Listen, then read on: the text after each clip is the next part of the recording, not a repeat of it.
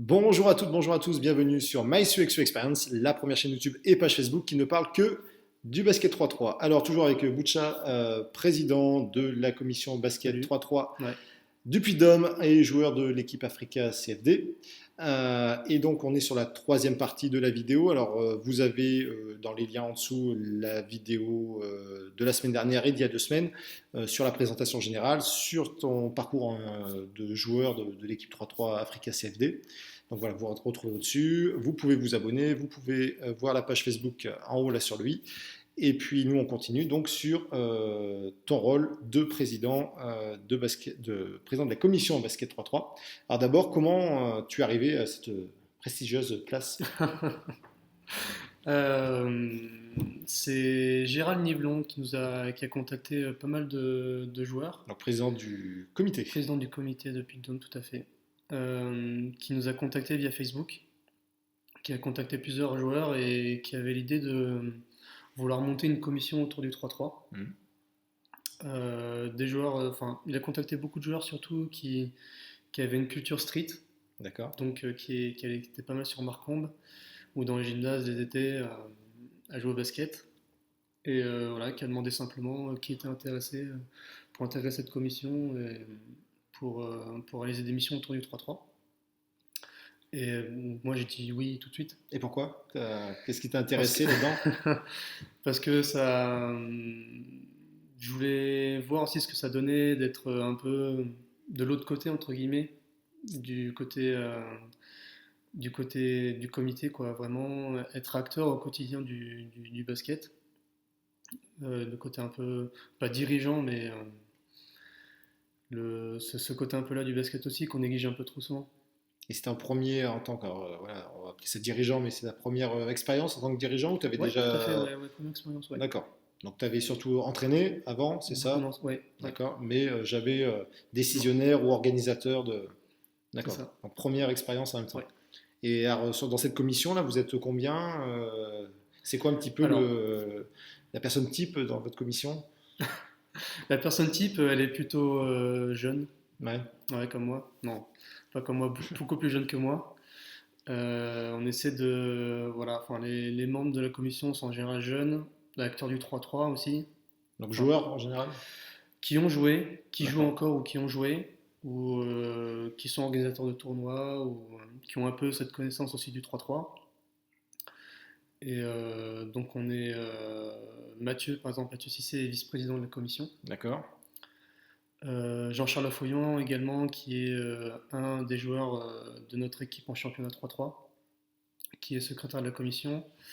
Bénédicte Thésée, qui est une jeune joueuse de 3-3, qui organise un tournoi 3-3 jeune à Croix-de-Nérac qui s'appelle Summer 3, D'accord. qui va être organisé en 2020 pour la deuxième année, qui est un tournoi pareil autour du street art, autour du basket 3-3. D'accord. Un tournoi jeune, co-organisé par la ville de Clermont-Ferrand.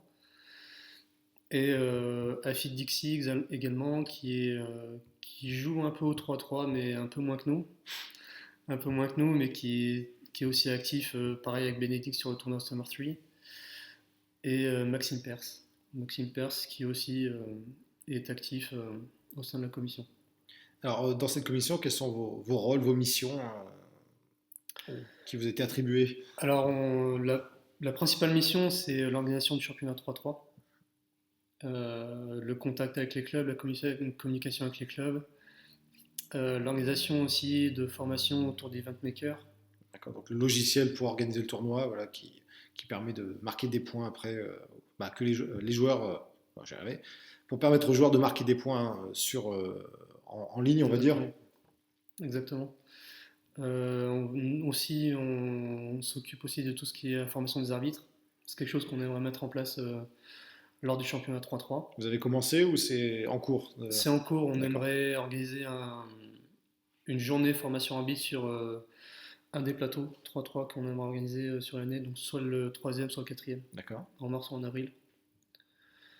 Donc principalement autour du championnat 3-3, ouais, l'organisation du championnat, des journées, des plateaux, contacter les villes candidates pour l'organisation des plateaux, euh, Et après, être peut-être support des clubs s'ils veulent organiser un tournoi, alors pas Exactement, forcément oui, championnat tout à fait, oui. Tout à fait, support des clubs qui veulent organiser un tournoi Open Start, Junior League ou Super League. que ce soit dans la démarche auprès de la Fédé, parce que voilà, c'est vrai que la première fois, il faut faire la demande à la Fédé, il faut payer, il faut recevoir les dotations, comment on organise, il faut savoir faire event maker, Exactement. etc., etc. Donc c'est vrai que la première fois, ça peut peut-être faire un petit peu peur. Bon, après, quand on a l'habitude, après ça va, mais d'accord. Donc, ouais, donc pour l'instant, principalement, le championnat et l'aide au club suivant les Exactement. besoins. Alors sur le championnat, donc c'est la première année que vous mettez en place, Deuxième année. deuxième année. Alors comment vous avez organisé votre saison de 3-3 en termes de championnat? D'abord, on s'était fixé le nombre de 4 dates minimum D'accord. pour le championnat, puisque cette année, on attendait un peu plus d'équipes, c'est vrai en senior et en U18 également. L'an dernier, on avait 5 équipes seniors, Ouais. dont 3 d'un même club, Donc que garçons ou que filles? garçons, Que garçons. que garçons, que garçons. Donc c'était c'était sympathique parce que il y avait vraiment ce côté convivial, mais ça ressemblait plus à un championnat vétéran plus qu'autre chose. Donc c'était bien, mais il manquait un peu quand même ce côté un peu compétition. Et donc cette année, on a cinq équipes, mais de 5 clubs différents. D'accord. Donc c'est un peu plus intéressant. Et on a pu ouvrir aussi un championnat U18, Garçons aussi. garçons aussi. Donc là, cette année, senior U18 garçons, c'est Ouais, tout. ouais, à Vous, mon avez- grand regret, vous ouais. aviez ouvert quand même aux filles ou c'est... Ouais, ouais, c'était une vraie volonté de ma part et celle de la commission, c'était d'avoir un championnat filles. Hmm. Malheureusement, on n'a eu que 2 équipes qui se sont manifestées, une en senior et une en U18, Ouais, donc c'était d'accord. un peu léger, quoi. C'est pas propre au Puy-de-Dôme, hein, parce qu'il y en a beaucoup. Ben, quand j'appelle un petit peu à droite à gauche, c'est vrai qu'en filles, c'est beaucoup plus compliqué Mhm. de faire Mhm. Mhm. des championnats pour l'instant. Ça va sûrement arriver, mais c'est vrai que ça met un petit peu plus de temps. Et donc 4 plateaux, donc 5 équipes.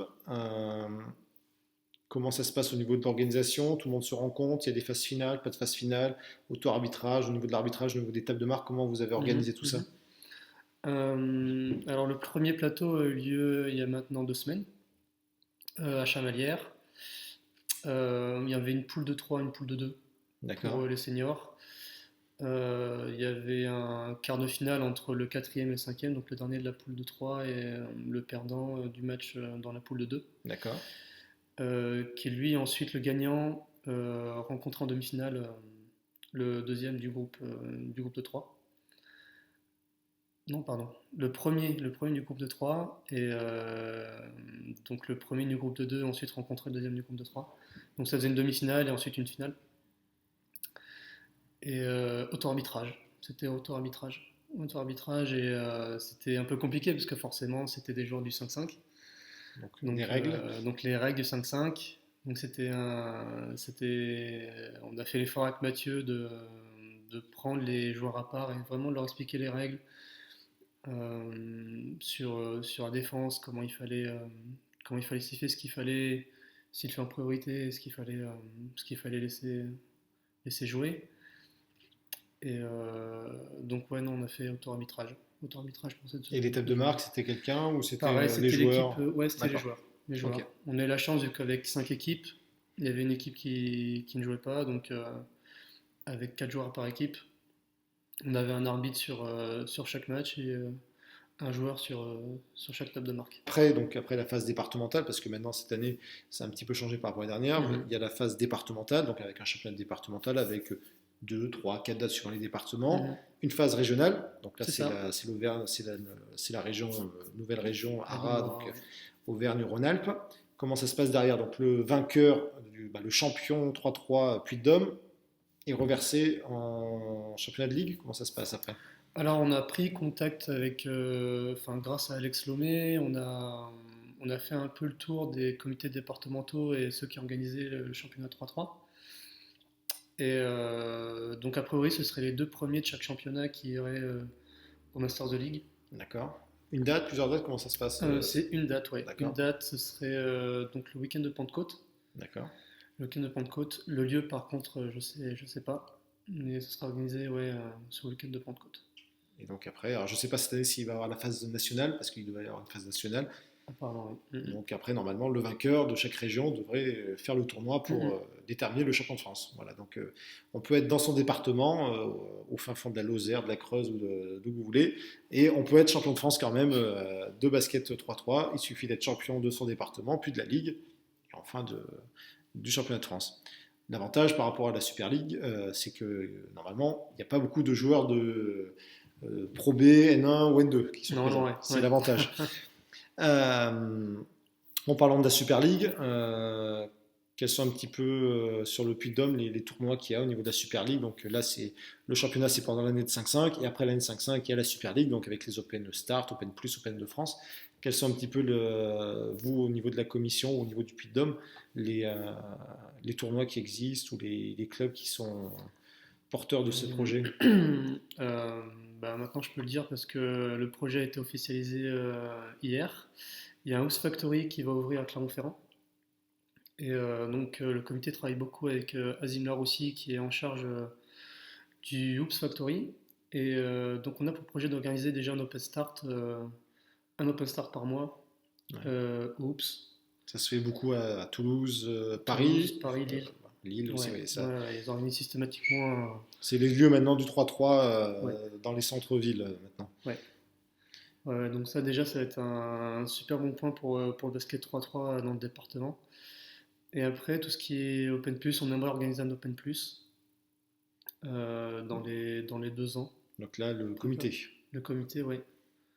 Est-ce qu'il y a des clubs un petit peu porteurs du 3-3 sur le territoire? Est-ce qu'il y a vraiment un club qui se démarque ou des clubs pour l'instant, ça reste assez secondaire pour eux.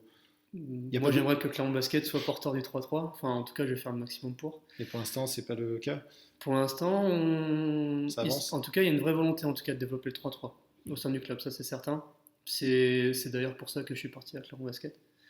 Parce qu'il y a une vraie volonté de développer le 3-3. Chamalières aussi, avec Mathieu, aimerait être porteur du 3-3. Il n'y a pas de club 3-3 spécifique pas encore. Pas encore. J'espère bientôt, mais pas encore. Aussi, j'aimerais que des clubs comme Beaumont, par exemple, soient porteurs du 3-3, parce que je pense qu'il y a vraiment quelque chose à faire. Il y a vraiment quelque chose à faire à Beaumont, je pense. Que ce soit chez les filles ou chez les garçons. Lisa Berkeny, par exemple, pour citer qu'elle, originaire de Beaumont. Donc je pense qu'il y a quelque chose à faire dans ce club. Après, oui, quand même, on est quand même dans une terre un petit peu de basket 3-3 parce que en équipe de France filles féminine, donc il y a Laetitia Guapo qui du Puy-de-Dôme aussi, puisqu'elle était de La Roche-Blanche de mémoire, passée par le Pôle Espoir à Vichy, Mamina Touré, alors même si elle n'est pas d'originaire de Clermont même, je crois qu'elle était de Nevers à la base, elle a fait le Pôle Espoir à Vichy également. Lisa Berkany, donc même chose, joueuse d'équipe de France 5-5 et 3-3, vient de Beaumont, comme tu l'as dit. Donc oui, il y a quand même quelques joueuses particulières qui ont fait du 3-3 leur spécialité maintenant et qui sont originaires du Puy-de-Dôme ou de l'Auvergne. Voilà, merci à toi et merci à vous de nous suivre. N'oubliez pas de vivre vous aussi votre expérience 3-3. Allez, salut!